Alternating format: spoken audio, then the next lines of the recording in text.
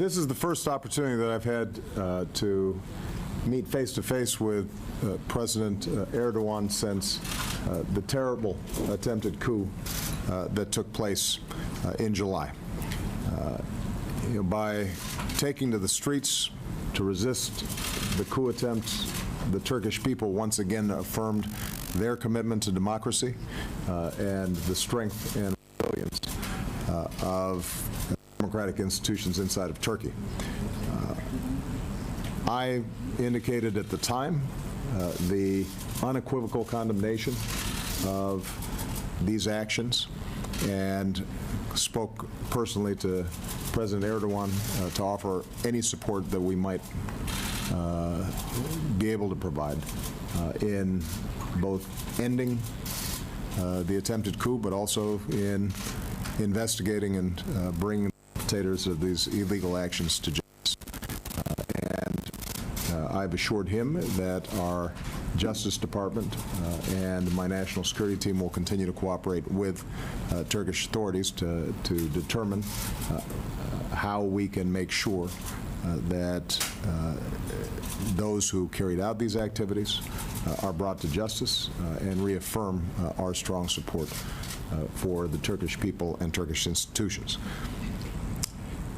I also had the opportunity to express my deepest condolences for those killed and wounded by recent terrorist attacks in Turkey, which sadly have become too common an occurrence, just as they have all around the world. And in the face of these savage attacks, not only do we stand with Turkey and the people of Turkey and express sympathy for them, but more importantly, we want to take actions to assure that together we are defeating the scourge of terrorism. Turkey is a strong NATO ally, a critical member of the coalition against ISIL. Our military, our law enforcement, and intelligence cooperation has helped push ISIL back, especially along the Syrian-Turkish border, but we now need to finish the job. And we discussed ways in which we can further cooperate in that regard. President Erdogan and I also agreed to continue pursuing a peaceful political transition in Syria, which is the only lasting way to end the terrible civil war there. And together we'll keep working to ease the humanitarian suffering, make sure that Syrian civilians can once again live in security, and that we can stabilize the region as a whole. Finally, Tayyip, I want to thank you personally, as well as your government and the people of Turkey, for your exceptional humanitarian support of refugees.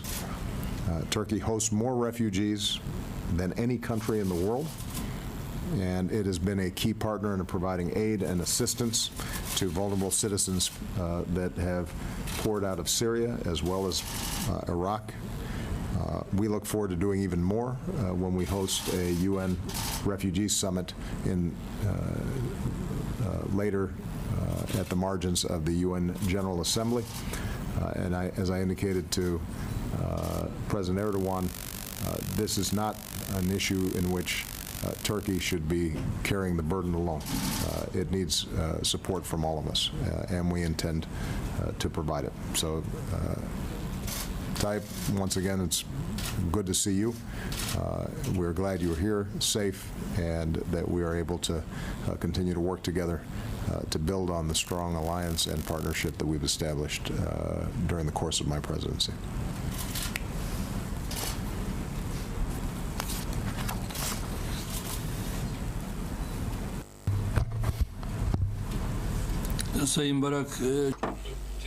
President Obama, thank you.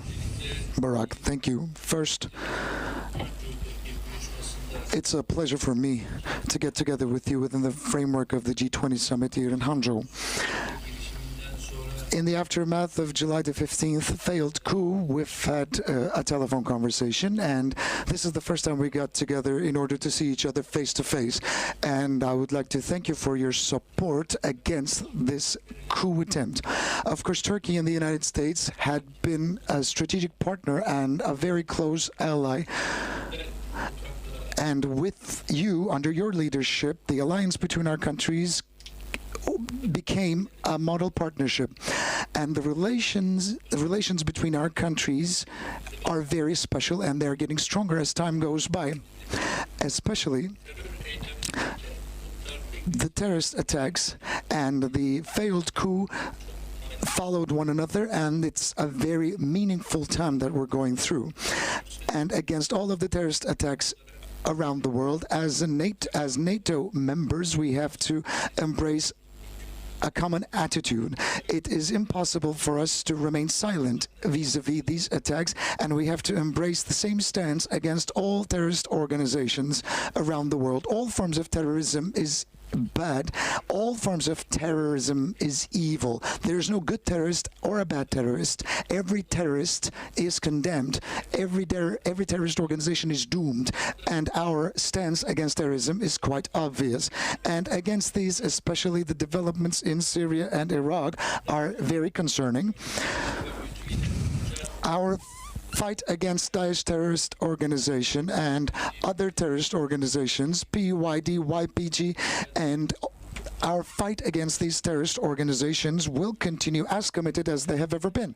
I hope and pray that, which is our hope, is never to see a belt of terrorism, a corridor of terrorism emerging in or around our region. And in order for that to be eliminated, Turkey will forge a very close cooperation and a solidarity with the coalition forces, and we will prevail out of this cooperation, and we will be very victorious. And at the same time, with regards to the Fethullahist terrorist organization, our operations are underway within the framework of the rule of law.